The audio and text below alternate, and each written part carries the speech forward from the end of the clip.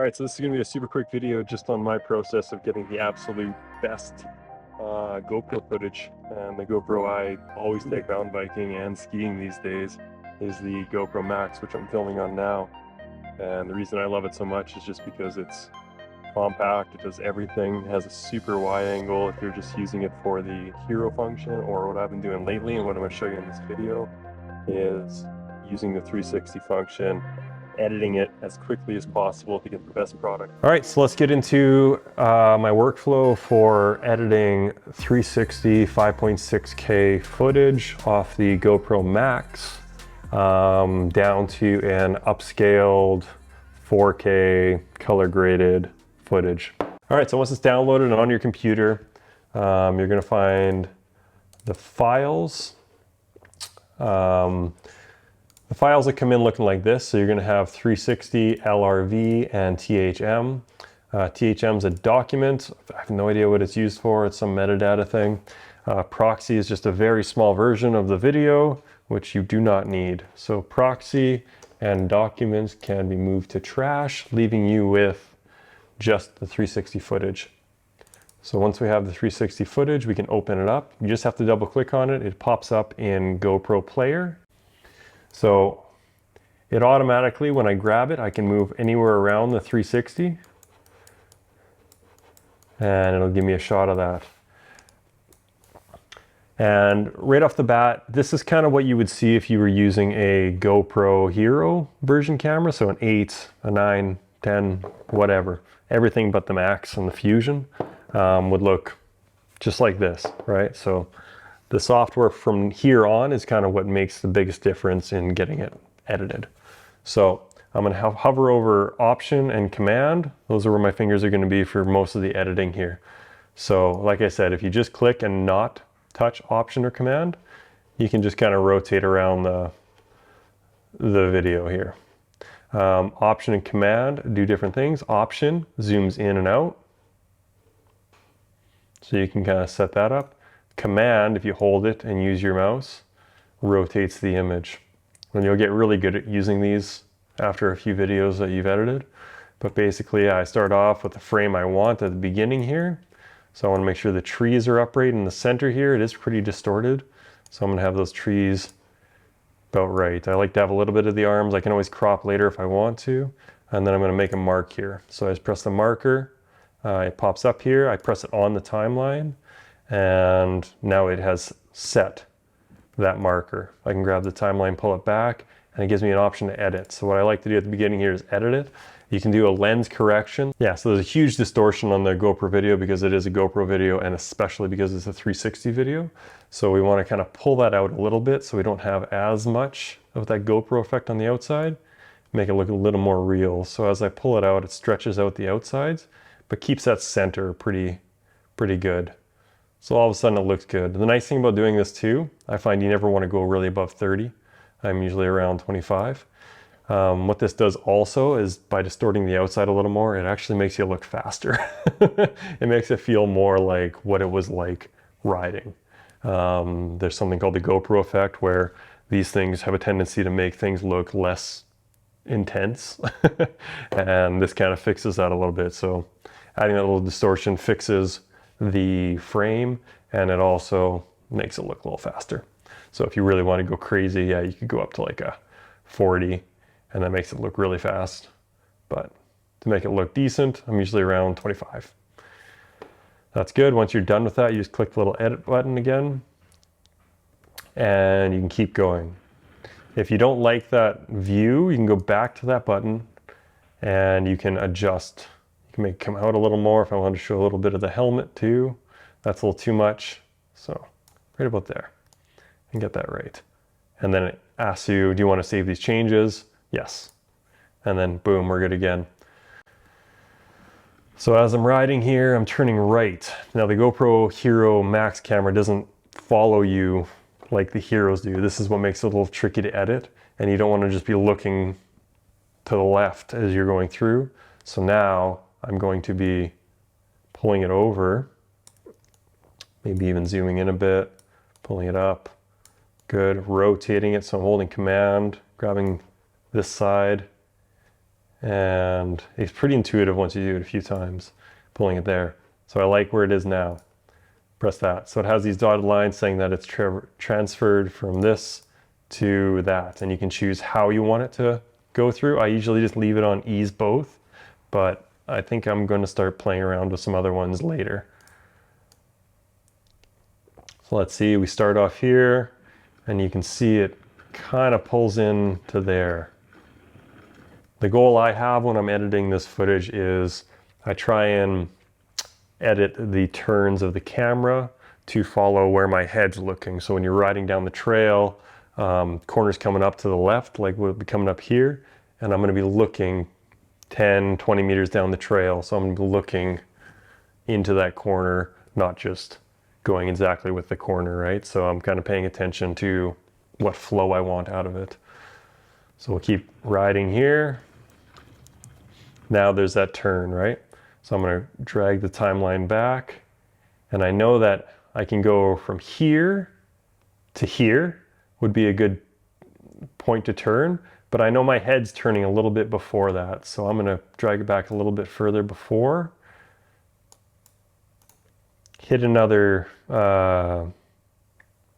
keyframe is what they're called, and then let it play through. And at this point is when I'm going to straighten it out. I'm usually straightening it out by watching these trees in the middle. You can't really make, these are not going to be straight because it's so distorted. So try and keep that middle good. That's good, rotate, perfect. And I know I'm going to be going that way a little bit, so I might even pull it a tiny bit because I know when I'm riding, I'm looking down here, right? So I'm going to look here, but very soon I'm going to be looking down there. So instead of having a bunch of keyframes, I make that mark. Let's go back and watch that. And that's a little more natural to pull into that corner. That follows my head a lot more. So that's very good.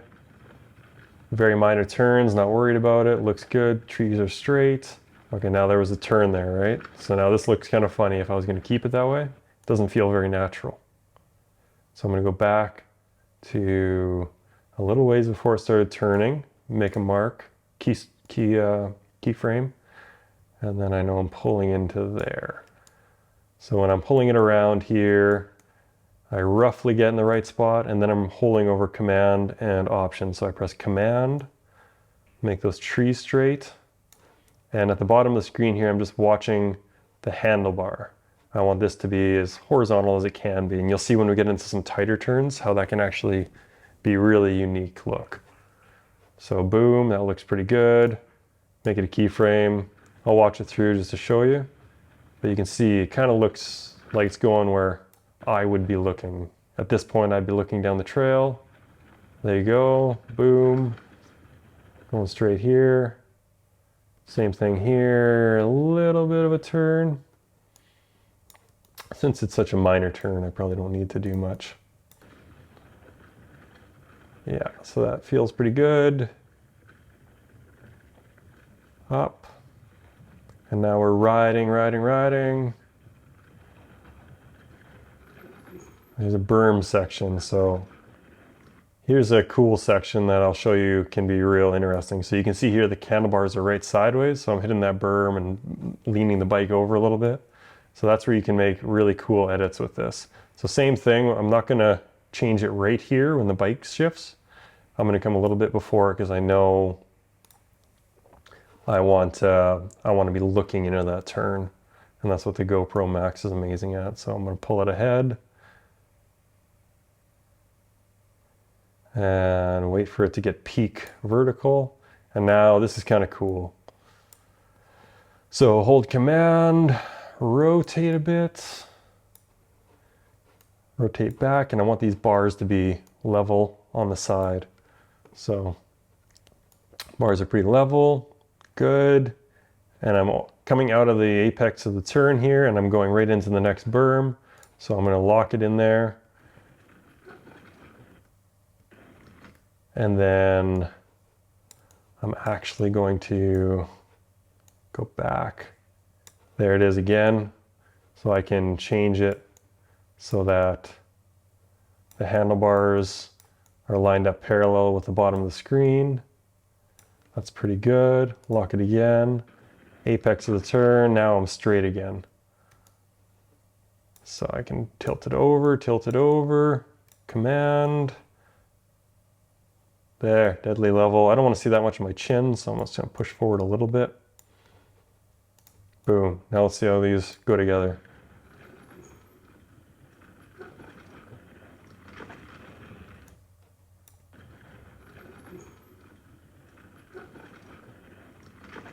There you go. You could probably spend some time on that and get it real nice and smooth, and maybe get it a little bit before. It seems a little jarring. It's not quite natural, but that's something you can put some time into and really get that feeling of how it felt riding, where you get the bike over and you're looking down the trail. Or you can go back and not do that. So let's try again. So yeah, that was, let's see here. Maybe a little less intense. That can be a little less intense too.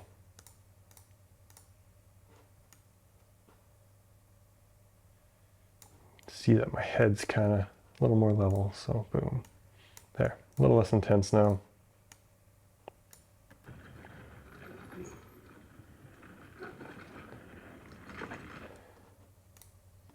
Yeah, I don't even think I need that one.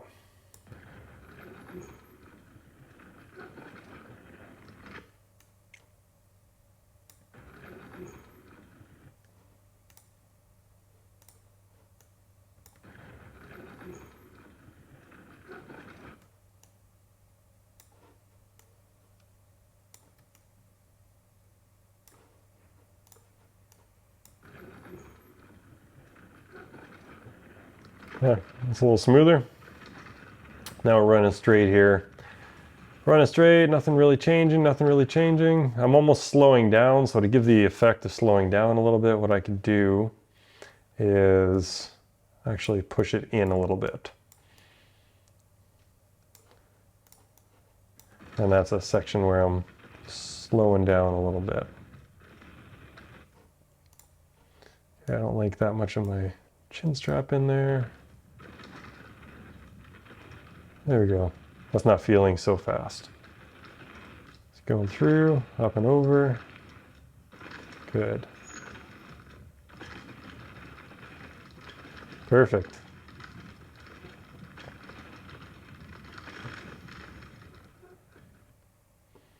So here's one more berm. Let's see. Give that a long. That's kind of the look I'm going for.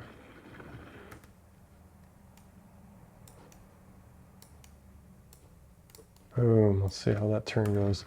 So as I'm coming into it, I'm looking that way, perfect, and then I'm looking out, up. So I want to create a feeling of going faster through here, so what I'm actually going to do is on this one here, I'm going to pull it back until I can just see the bottom of my full face there.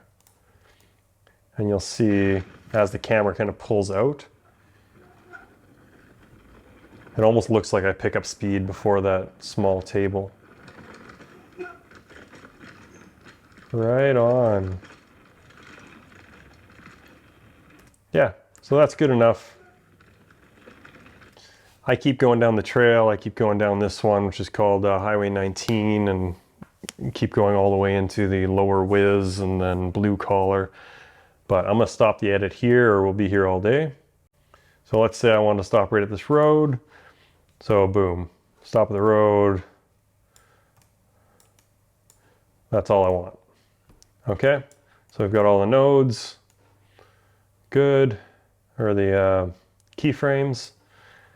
And then down here, there's a little cut. So this is where I can trim my section to what I want exported. So I'm going to drag this back. You can either drag on the timeline, or if it's too long, I find if you grab this, it's a lot faster.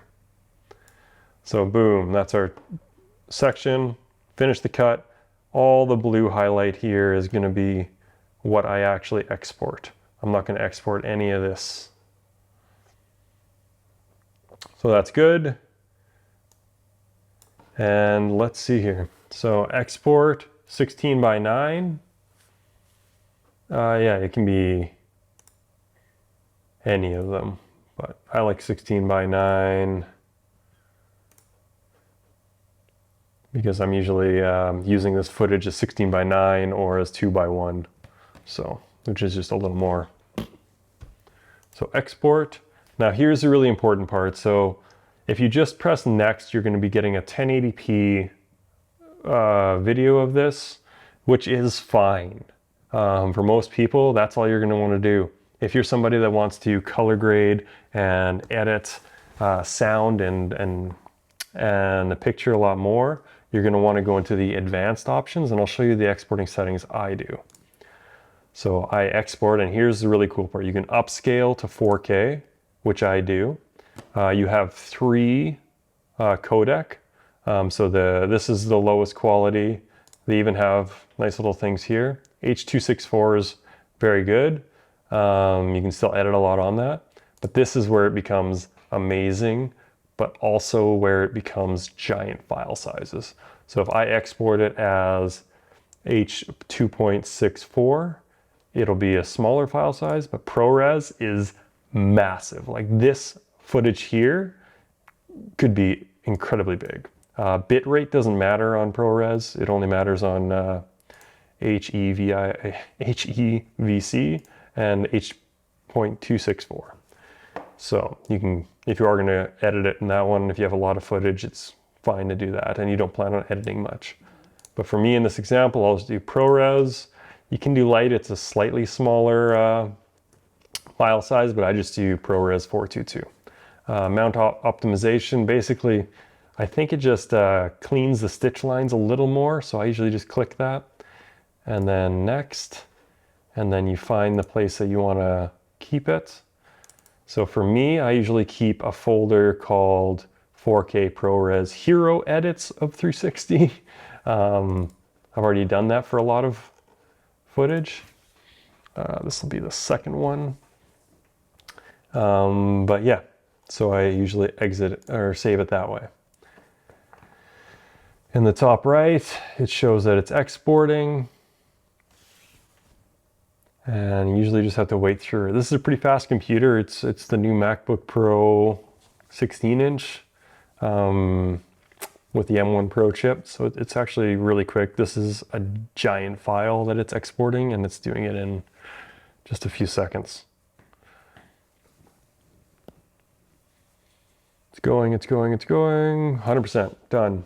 Automatically pops up where it is, and you can see how big this file is. It is incredible. It's 5.3 gigabytes, which is a ton of information. So I will make a new folder called YouTube tutorial, just so I know exactly which ones it is. And then I'm going to open Final Cut Pro. Final Cut Pro is what I edit in. I'm sure DaVinci Resolve or Adobe Premiere Pro or iMovie works fine. But this is what I use. So I create a new library. I would usually call it a whatever, Mount Washington downhill bike. Go. Let's do max stock. And I'll find where I want to put it. Yeah, so I had one already. I had the date in the beginning too, 09.01. Yeah, that's what I would call it. And I will save it.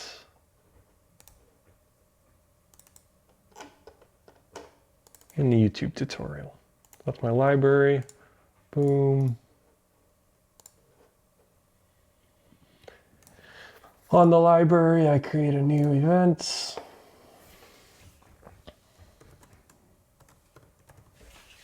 Stock. I'm gonna have it as 4K, 30 frames per second. 2.99. Create project. And then demo, sure. Okay, so now I'm going to import media from that file.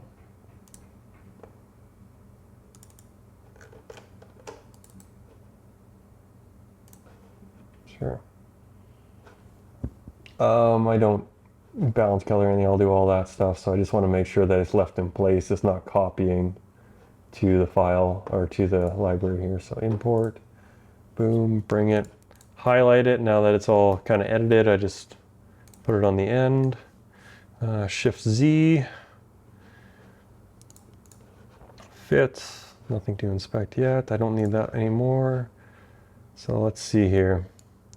So first thing I'm going to do is color grade it. So I'm going to find a pretty representative section here, and then I'm going to go view, the range check up, and that gives me the zebras, which tells me what's overexposed and underexposed. So that helps me do the exposure here. So I just keep it on color board, and then I bring it down so that the zebras are gone.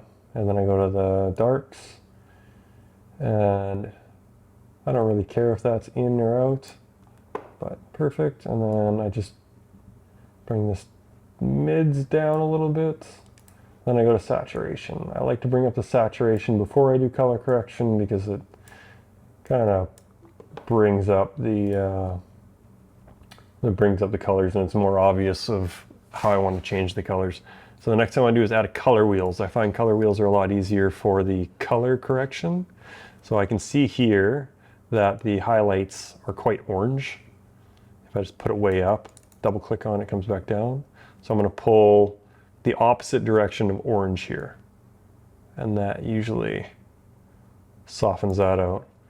And then the mids are also very orange, and that's understandable. So I'm going to pull it the same way, opposite of that, and that gives me a really nice color. That's generally all I do. Boost the saturation a little bit in both. You can always bring down saturation when you use the actual file at the end. 5000 is where I'm at now. I can make it a little cooler.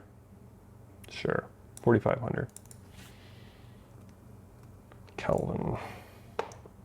Okay, and that's pretty much it. I'll go through it, look for the zebras. Okay, so once it's in the dark, it's quite dark, so I bring up the shadows a little bit and crush the mid-tones a little bit more. Yeah, so the zebras are kind of annoying, so go to view, range checks off, and make sure the rendering's on.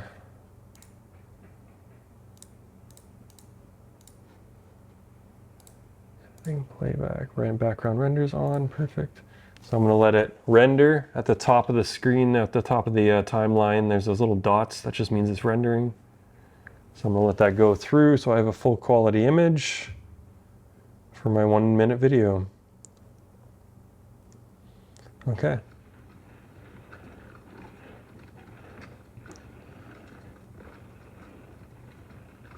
There you go, looking into that corner, coming across. I like seeing the arms, that shadow looks pretty cool. Coming across.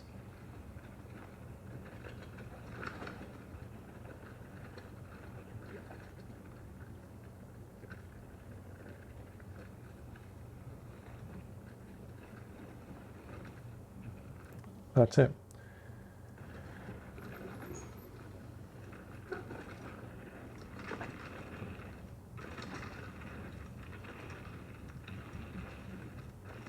You can see that the shadows aren't jumping around, or the highlights aren't getting blown out. I have a video on that here.